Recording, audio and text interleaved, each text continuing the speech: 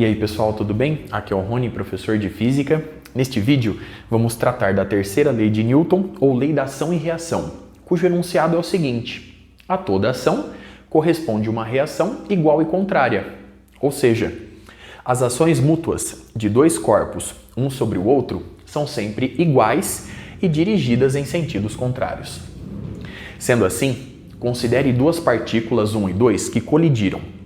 Durante a colisão, a partícula 1 exerce uma força na partícula 2, que eu represento pelo vetor F21.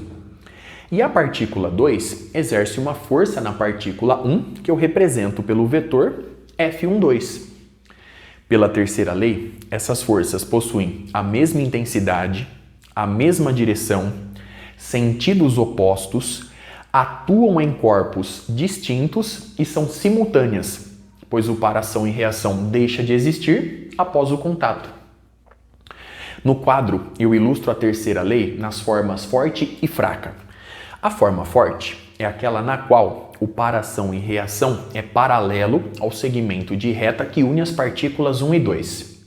E a forma fraca é aquela na qual o par ação e reação não coincide, não é paralelo ao segmento de reta que une as partículas em questão. Muito bem? Uma consequência da validade da terceira lei é o princípio de conservação do momento linear de um sistema isolado.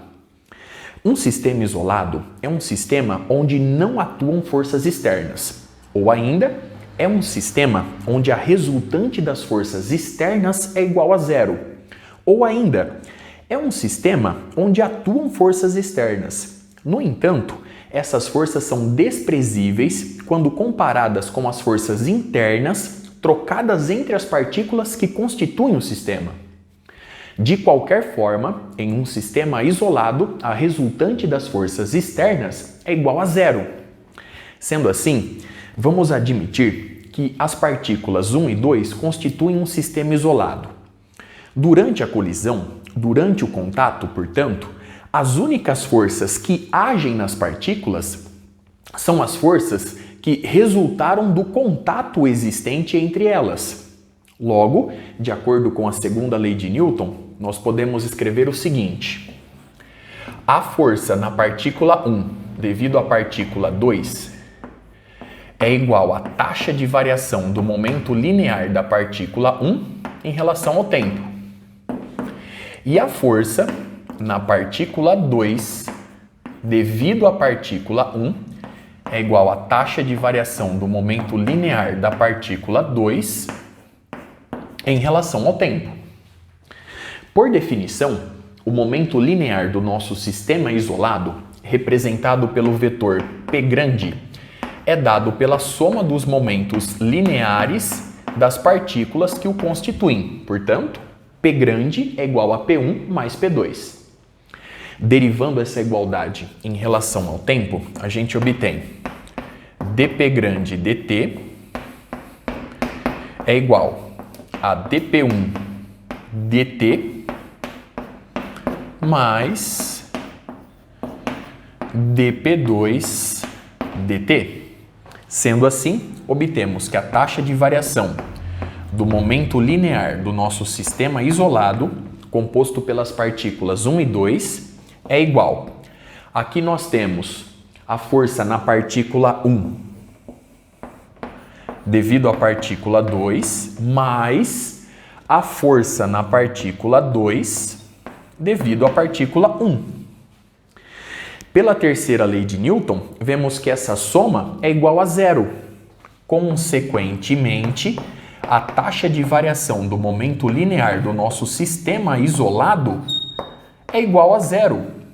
Concluímos, portanto, que o momento linear do nosso sistema isolado permanece constante, ele não varia com o tempo. Colocando de forma mais elegante, o momento linear do nosso sistema isolado se conserva, permanecendo constante. Eu reforço, não variando com o tempo t. Em resumo, nós temos o seguinte: se a resultante das forças externas em um sistema for igual a zero, configurando esse sistema como um sistema isolado, nós podemos afirmar, a partir dos cálculos, que o momento linear desse sistema isolado se conserva. Eu reforço, ele não varia com o tempo t. E a volta também permanece válida, pois de acordo com a segunda lei de Newton, nós vimos que a resultante das forças externas em um sistema é igual à taxa de variação do momento linear desse sistema em relação ao tempo t. Logo, se o momento linear desse sistema permanece constante, a sua taxa de variação com o tempo se anula, ou seja, a resultante das forças externas nesse sistema é igual a zero, configurando esse sistema como um sistema isolado. Portanto, não só a ida é válida, mas também a volta. Muito bem. Observe os resultados obtidos, os cálculos realizados até aqui. Embora esse raciocínio tenha sido desenvolvido para um sistema composto por duas partículas, ele é válido para um sistema de forma geral, composto por N partículas. Muito bem. Vamos agora, antes de finalizar o vídeo, para algumas observações finais. Da mesma forma que a segunda lei de Newton, a terceira lei possui um domínio de validade. Em forças que dependem da velocidade, ela não deve ser aplicada. Logo, a força trocada entre cargas elétricas em movimento não obedece à terceira lei, pois a força é transmitida na velocidade da luz e, portanto, não é simultânea. Além do fato da força ser perpendicular à velocidade na componente magnética da força de Lorentz. No entanto, a conservação do momento permanece válida se você levar em consideração o fato de que a radiação eletromagnética transporta momento. Na gravitação dos corpos em movimento, a força gravitacional também depende da velocidade. Para ilustrar este fato, considere o seguinte exemplo, a seguinte situação. Imagine que o Sol nesse instante desapareceu, ele literalmente sumiu.